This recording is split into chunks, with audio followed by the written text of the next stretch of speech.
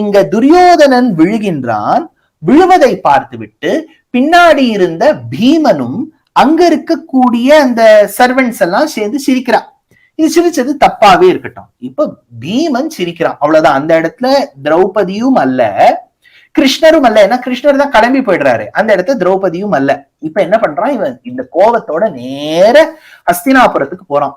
ஹஸ்தினாபுரத்துக்கு போன உடனே அப்பா கிட்ட கூட்டு சொல்றான், எனக்கு எப்படியாவது அவளையும் அவர்களையும் பழி வாங்க வேண்டும். அவள்னா யாருன்னா திரௌபதி. ஏன் என்னாச்சு? அங்க நான் விழும்போது பீமன் சிரிச்சான். பீமன் சிரிச்சான், ஐயோ இது ரொம்ப தப்பாச்சே. அப்ப விதுரன் கேட்கிறாரு, இதெல்லாம் சரி என்னப்பா, அதுக்காக இப்ப என்ன பண்ண முடியும்? வேணா அவனை கண்டிக்கலாம். அப்பா அவன் சொல்றான், திரௌபதியும் அங்கு இருந்தாள் அப்படின்னு அந்த இடத்துல சொல்றான். So it was a big lie. ஏன்னா அப்படி சொன்னாதான் திருத்தராஷ்டிரனை மேனிபுலேட் பண்ணி திருத்தராஷ்டிரன் ஒரு இன்விடேஷன் அனுப்பணும், நீங்கள்லாம் சூதாட வாருங்கோள் அப்படின்னு. அவனை கன்வின்ஸ் பண்றதுக்கு இது பெரிய பொய் சொல்லி விடுறான். சோ அந்த திரௌபதி சிரிச்சா சிரிச்சதுக்கு தான் இவன் வஸ்திராபகரணம் பண்ணாங்கிறதே பொய்.